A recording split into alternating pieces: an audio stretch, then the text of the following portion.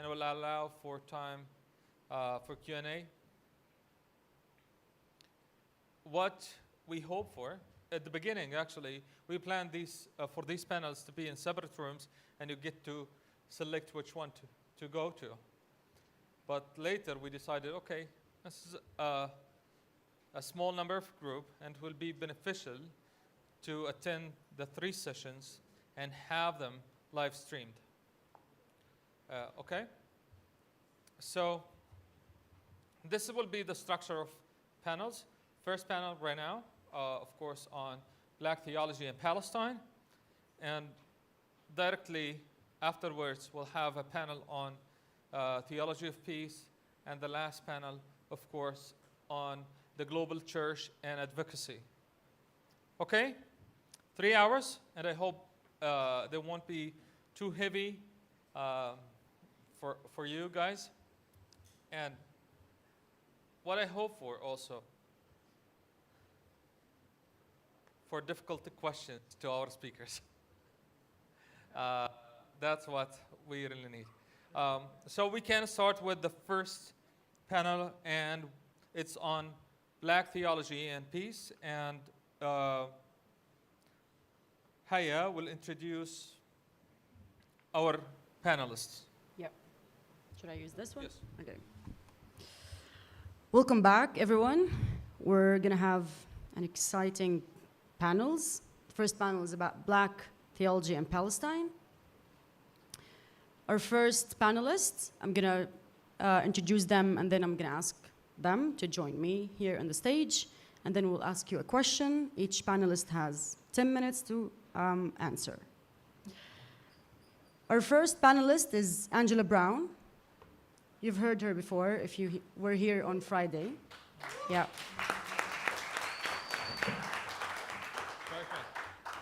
Angela is a co-founder of Perfecting Ministries in Sewell, New Jersey, where she serves as executive director of Loving Our Cities, a nonprofit community development corporation with mission to enhance the quality of life where we live, work, serve, and worship.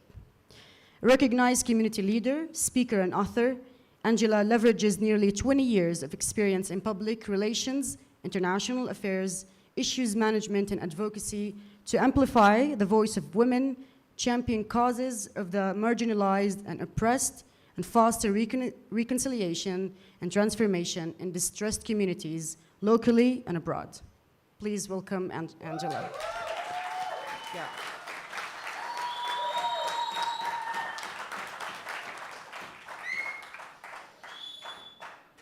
Our next panelist, you've heard him earlier today.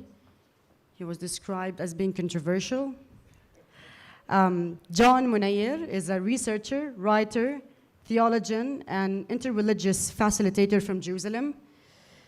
He completed an MSc in International Relations of the Middle East from the University of Edinburgh, an MA in Theology and Religious Studies from the VU University Amsterdam, and a BA in Religion, Politics, and Society from King's College London. Most of his research focuses on Palestinian theology, the Palestinian Christian community in the Holy Land, and interreligious dialogue. Please welcome the controversial John Munayer. And the last panelist, he spends the last 2 days convincing me that Mexican food in Chicago is better than New York. I argue with him that this is not true. We'll see. Matthew Vega is a PhD candidate and researcher fellow at the University of Chicago, where he studies theology, race, and class. He has published chapters in theology for Forter's academic and lexicon books, as well as for IVP Press. Matt frequently speaks and writes on racial justice, and you tackle injustice, basically, covering a wide range of topics from prisons, police, economics. Matt has been an outspoken supporter and organizer for justice in Palestine. In addition to visiting the region multiple times, he has organized events in Chicago and coordinated multiple trips to Bethlehem for college students interested in peace and justice in the region. In the summer of 2020, Matt Vega and Willie Jennings were in conversation with Palestinian theologians to compare similarities and differences related to Palestine and Black theologies. In addition to writing his discussion, Matt is currently co-authoring a chapter on the multiple legacies of Dr. Martin Luther King. Please welcome Matt Vega.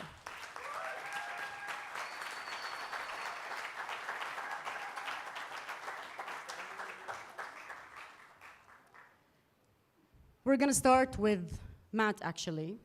And since this panel is about Black theology in Palestine, we decided, me and Matt, to keep the question simple and not to try to be extra sophisticated. I'm going to ask Matt to explain to us about what is the definition, or what is Black theology for those who don't know. Thank you for having me here. This is a gift and a blessing. I used to watch the Christ at the Checkpoint videos from my home and kind of imagine like, oh, one of these days, I'm gonna like be on stage and just like and share.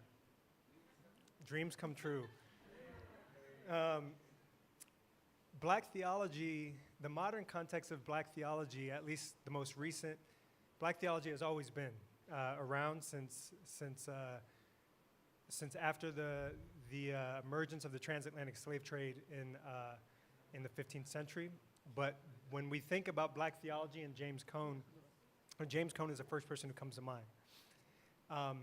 In June 1966, Dr. Martin Luther King Jr. and the youth wing, the leader of the youth wing, SNCC, at the time, Stokely Carmichael, were marching in, I believe it was Greenwood, Mississippi.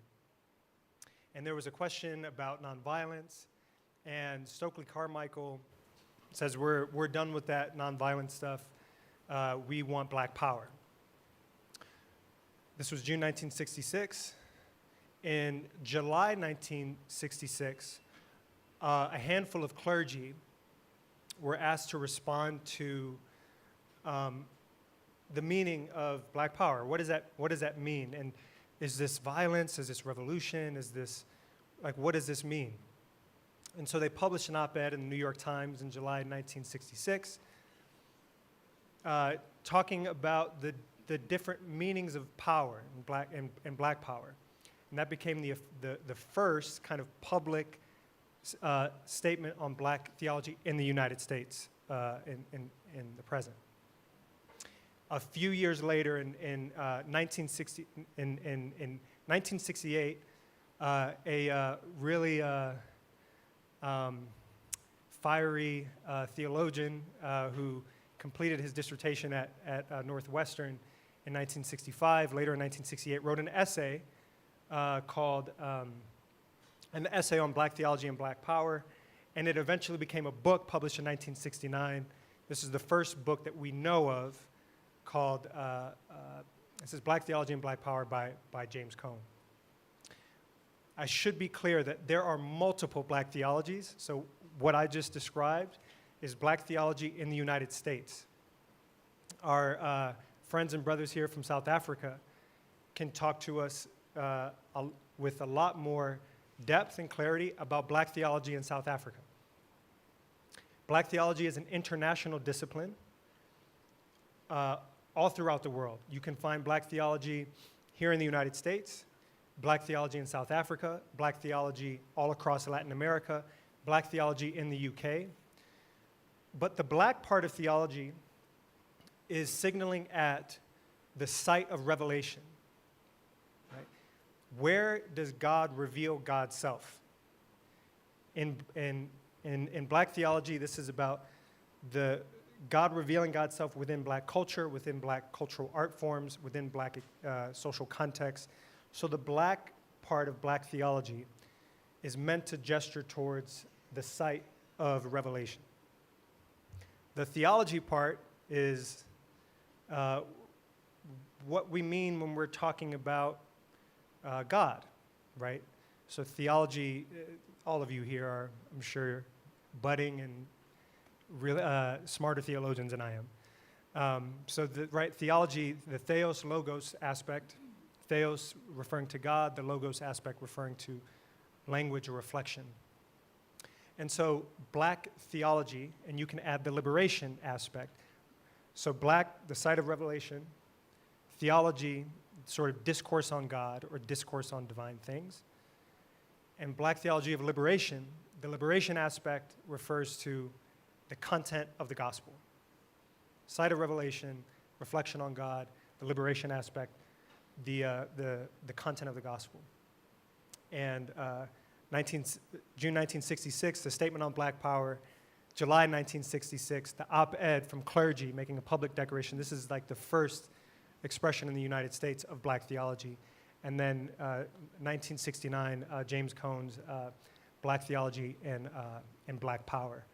And so that's a little bit of the history of the emergence of black theology and the meaning of just those terms themselves. Black, site of revelation, theology, reflection or discourse on God, liberation, the content of the gospel. I hope that's helpful.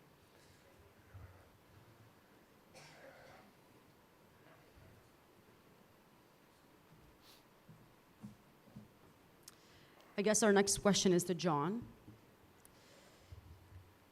John, can you speak to us about how the black theology contributed to the Palestinian theology, or how Palestinians can use the black theology to develop the Palestinian theology, let's say? Is this, yeah, it is working. Again, I'll situate the work I did and perhaps some of the lessons that I learned from Black liberation theology, and please correct me if I say anything that is completely wrong. But I was comparing Palestinian liberation theology, the theology that was mainly articulated and written by Naim Atik and Mitri Rahib. So I compare their theology to the theology of James Cone. And there's three areas that I think we Palestinians can learn a lot from black liberation theology. And perhaps there's other lessons the other way around, but that's not for me to say. So the first is the method itself. So in the early work of James Cone, he bases a lot of his work on white Western male sources. And one of the critiques that he has from his community, his brother specifically, is that he needs to base his theology on the black experience and a concept also of black religion, the diverse and collective religious and traditional practices that many African slaves brought with them to the United States. So that's sort of the first, is the method. And therefore, and also because of the importance of revelation, God is revealing himself through the oppressed, which in the US context is black people, not only, but a lot black people. And therefore, black religion and the black experience is a source of theology. So I think the same can be said for Palestinian liberation theology. If you read the work of Naim Atik and Mitri Rahib, which has been extremely influential and powerful, they do tend to, again, base a lot of their sources on Western sources. And the reason why it's important is because you want it to be relatable to the people who are living under oppression. And to do that, people like Barth aren't necessarily the most helpful. The second one, the sources themselves. So in black liberation theology, there's an emphasis on looking into the black tradition, looking into the black tradition, such as the spirituals and the blues, as a form of a theological source. Because if, again, God is revealing himself through the marginalized, it will be expressed in a variety of ways. Music being one of them, but also art. And I think that can also be something that we can learn in Palestinian liberation theology. Looking into Palestinian art, looking into Palestinian dance, looking into the different traditions that we have. Because also Atik and Mitri, they work in a very Protestant framework. But we also have a rich Orthodox, Catholic, Syriac, and more denominations that can offer a variety of sources. So that's another thing that I think we can push forward. The last and third one is also what got James Cone a lot in trouble, is that he insisted that Christ was black, right?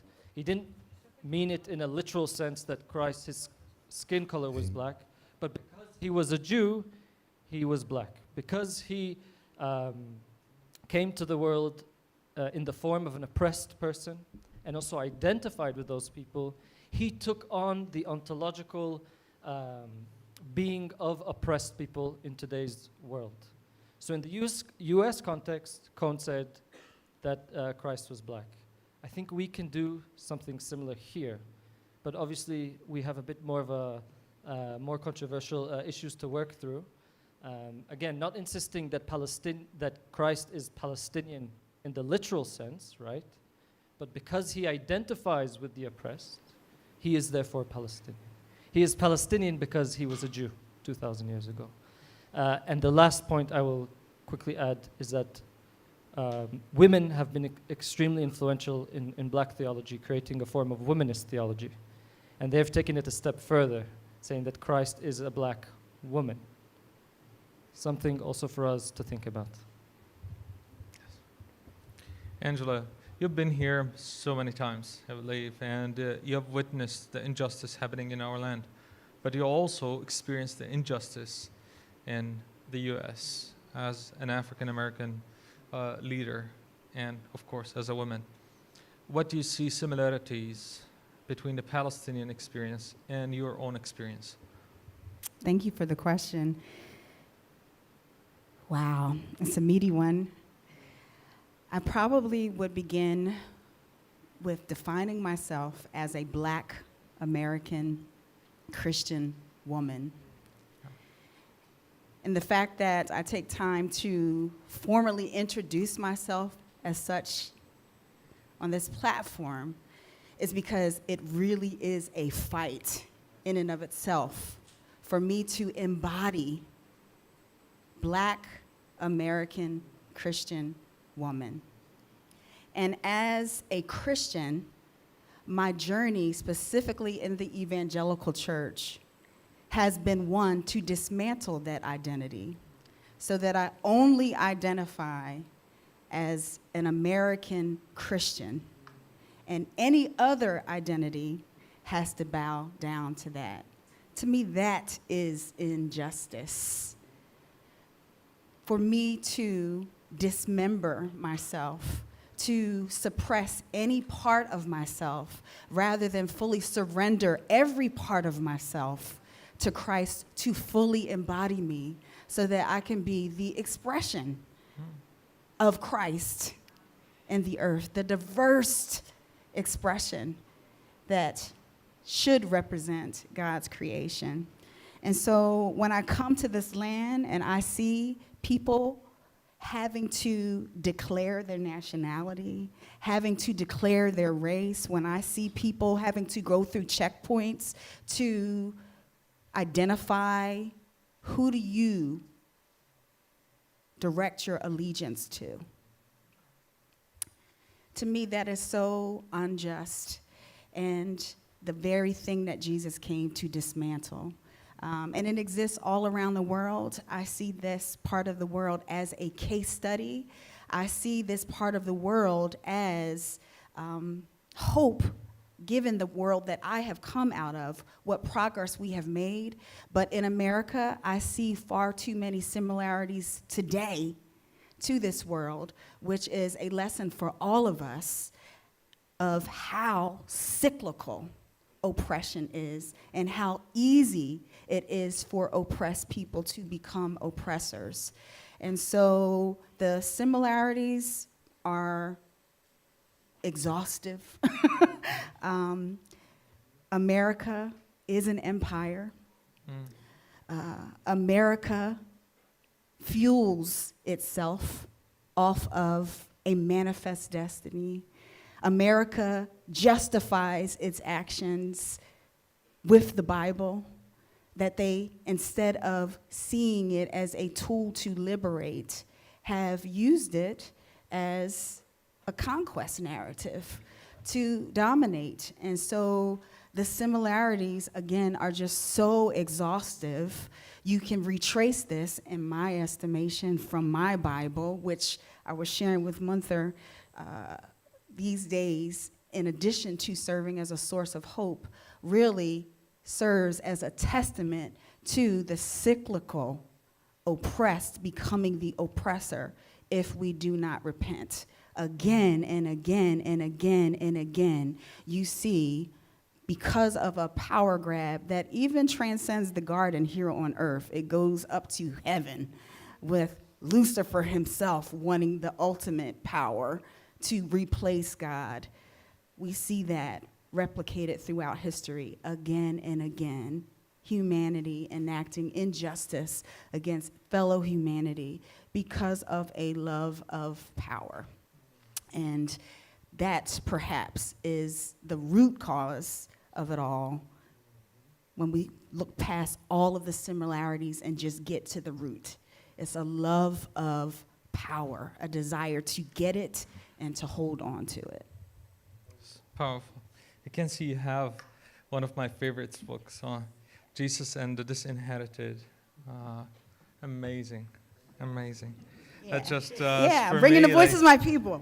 A Jesus womanist and- perspective on racial Yes, reconciliation. I think I was telling Kevin that I believe this book was written around the same time Nakba happened.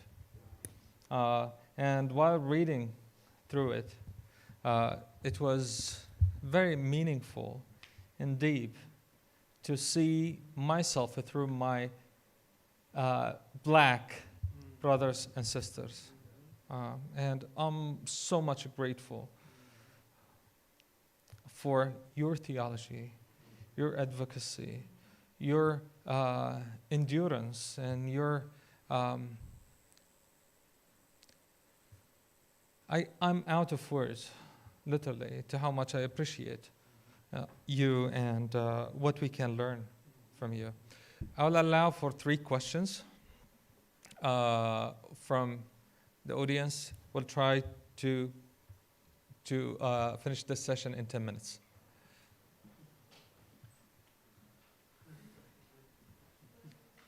هناك. Tim Fall. As we're identifying who's going to ask the first question, can I just read a passage from Yes. one of your favorites? Because I absolutely wanted to bring up some of the most influential voices in my life, but also on this topic. This is Jesus and the Inherited by Howard Thurman, but there's a foreword by Vince Harding, who also works in this space.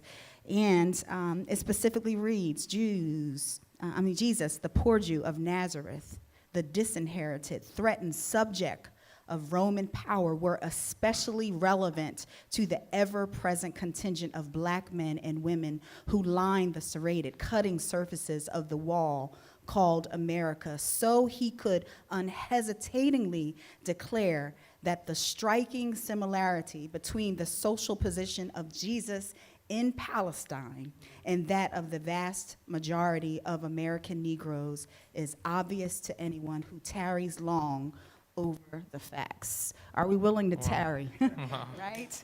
I think, are we willing to tarry is still the question today. Hello, thank you to the 3 of you, and I've learned so much from you all over the last couple of days. One of my questions is,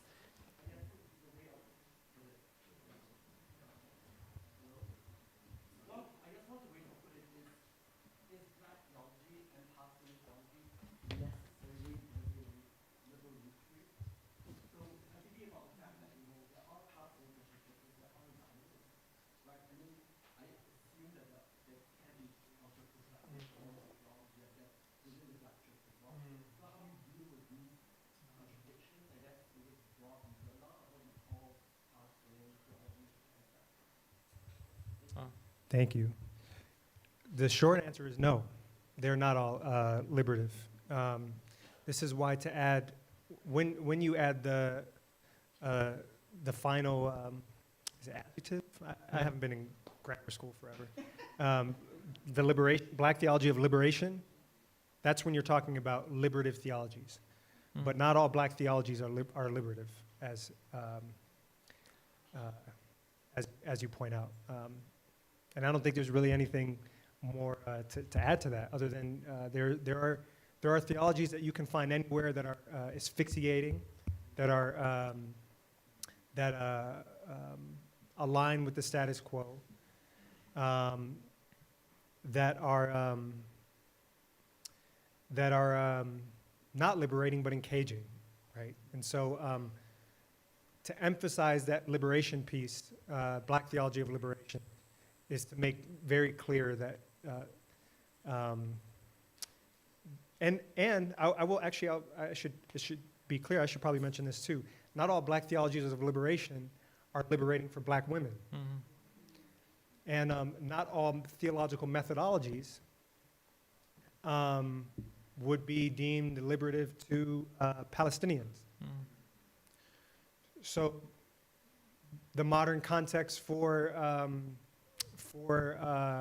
black Americans, I mentioned earlier, is the transatlantic slave trade, right? The 15th century, and the first colony in the United States, 1619 in Virginia. And so slavery is a dominant theme that one desires to be liberated from. And so Exodus becomes a very important paradigm for liberation in that context. But oftentimes, the end of Exodus is usually elided in black theological methodology. And what's the end of Exodus? What is it? What are the people being liberated towards? Conquest, colonization. And so there's a big discussion about the meaning of the paradigms of the paradigms and sources of theological reflection. And so liberation is not a destination. It's not something that anyone has arrived at or ever will arrive at. Liberation is, to quote Angela Davis, a constant struggle. So when you begin to reflect on the sources for theological method, like Exodus, that doesn't mean we do away with it, but we have to take it seriously. You can't pretend that critique is not valid, or the critiques of black women and womanists are not valid. You can't. Otherwise, that's asphyxiating. That's not liberating. And so yeah, not all black theologies are liberative, and not all black theologies of liberation are liberative. But I think a good faith engagement with oneself and others, and the power relations that are at work between oneself and others, are an important part, I think, of the dynamic of liberation theology. So I kind of went on a little bit. One more question?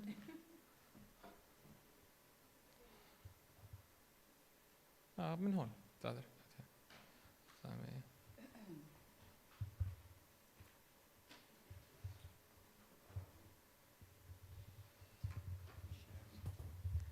Hi.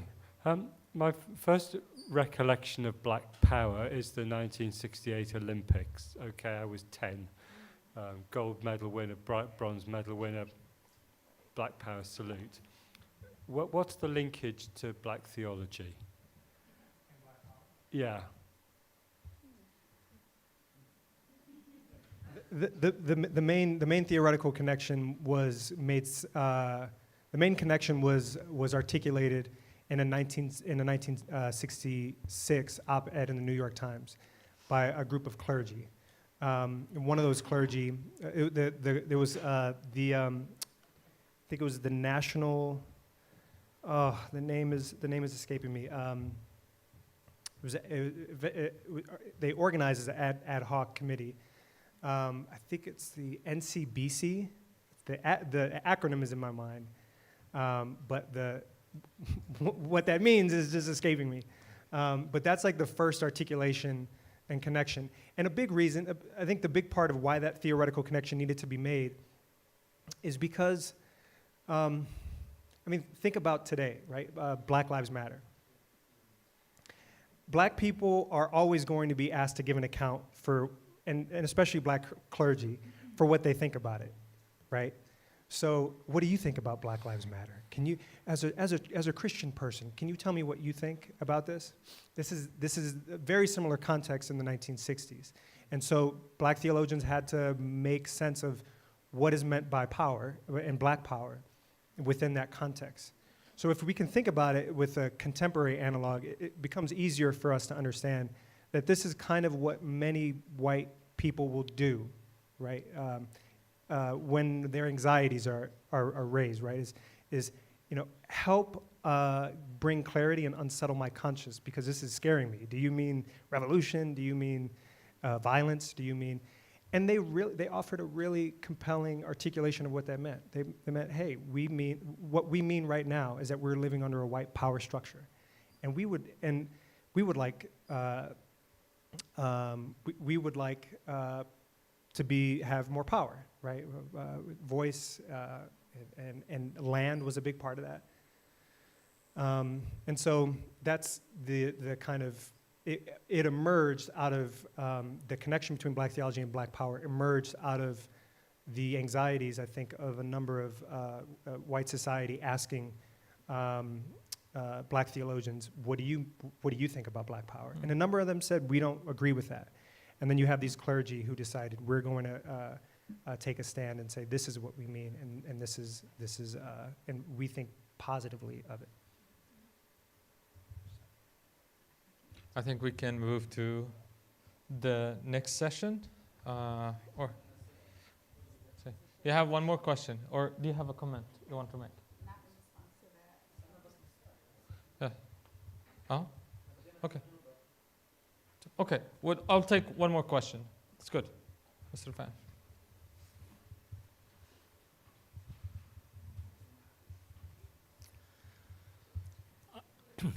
I understand everything you said, but for me, the understanding of the black people and their theology is a couple hundred years old. The whole slave movement had their own theology, their own songs, their own understanding of what suffering is and what the heaven means. And so why do we talk about black theology only in the last 50 years? I would like to talk about it the last 300 years. There's so much richness in what the black people contributed in the field of theology. So yeah, there's absolutely a history that extends beyond 50 years. Perhaps in the United States of America, we are talking about a Cone or a Thurman or a King because of their association with the civil rights movement, but the reality is the Cones, the Thurmans, the Kings looked abroad for opportunities, for examples to inform them, like a Gandhi, to inform their liberation movements. And so again, the point that I was alluding to is that this is as old as Lucifer's fall in heaven. This is about power. This is about power dynamics. Liberation theology, in essence, is freedom from oppression. And so if we look to the Bible, to me, the source of all liberation theology, we should be having a conversation around Luke 4:19, Jesus walking into the synagogue and grabbing the word of the prophet Isaiah from God, saying, the Spirit of the Lord is upon me. He has anointed me to preach the gospel, to liberate the captives, to heal the brokenhearted. That, to me, is liberation theology. For us to put all of these labels on it, from my perspective, waters down the power of liberation and the liberator. In the United States of America right now, critical race theory is under attack. Critical race theory is simply I, Angela Brown, a Black, American, Christian woman. My story should be told in the pages of history in the United States. But because it was demonized, labeled critical race theory, there is now legislation that bans the teachings of the Angela Browns, the Angela Davis, the Dr. Kings, the Howard Thurmans, because it was labeled, it was demonized. That is a tactic of the oppressor, power grabbing, suppressing. And so I think we don't need to get caught up in labels, but we absolutely need to have honest conversation about those who have been labeled and why. And why, as the body of Christ, have we not decided definitively that Luke 4:19, the message of Jesus, the message of the gospel, should liberate all of us? Amen.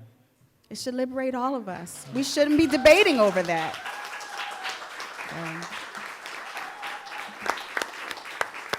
I agree. It's older than 50 years. There's so much more conversation to be had around this. Yeah. So many more lessons to be learned. And again, that caution to my own heart. I condition my own heart is, the account in Exodus. Why it's so heartbreaking when I come to this land? You were a slave. And Egyptians, Africans were their oppressors. And so this should be a caution to all of us. Yes, God sides with the oppressors, but God also warns signs with the oppressed. Oh God, I prayed that I would not make that mistake. God signs with the oppressed, but he whispers, don't forget, don't forget, don't forget. I delivered you out of bondage so that none of us find ourselves on the side of the oppressor. Wow. Thank you so much. Thank you. Oh.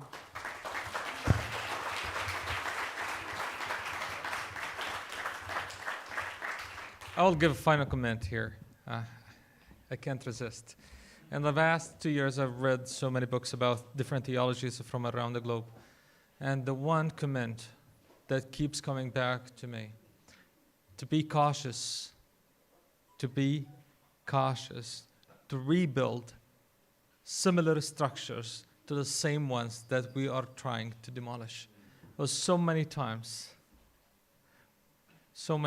people do that, and nations did that throughout history. So going for the second session, and Haya will be introducing us to the panelists, and the moderator for this panel will be Reverend Dr. Mondar Isaac.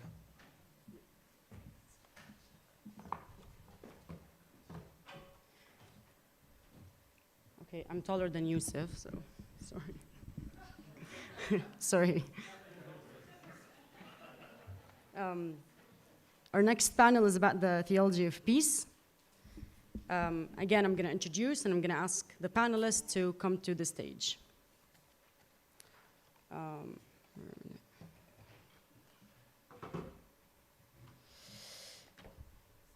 Rifat Assis has over 35 years of experience working in Middle East, Central Asia, and Europe.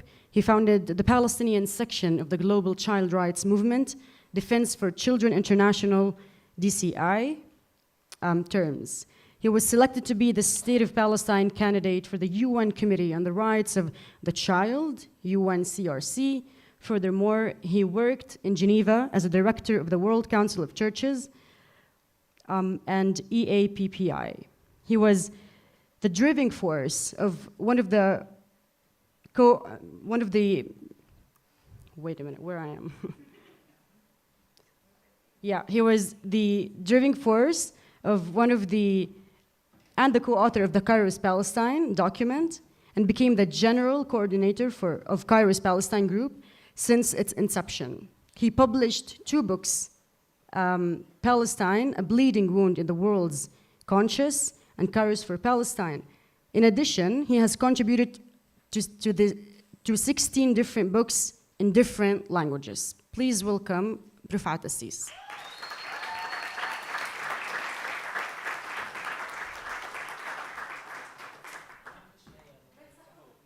اوكي من بيت سحور.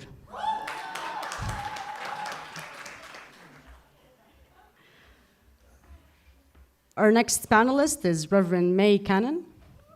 Reverend May Cannon is the executive director of the Churches for Middle East Peace and an ordained pastor in the Evangelical Covenant Church, ECC. Cannon formerly served as the senior director of advocacy and outreach for World Vision US on Capitol Hill in Washington, D.C., as a consultant to the Middle East for child advocacy issues for Compassion International in Jerusalem, as an executive pastor of Hillside Covenant Church located in Walnut Creek, California, and as a director of development and transformation for Extension Ministries at Willow Creek Community Church in Barrington, Illinois. Please welcome Reverend May Cannon.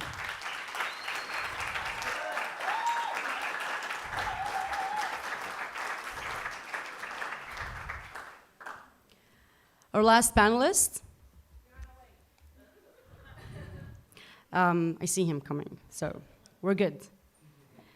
Our last panelist literally arrived from New York a couple of hours ago.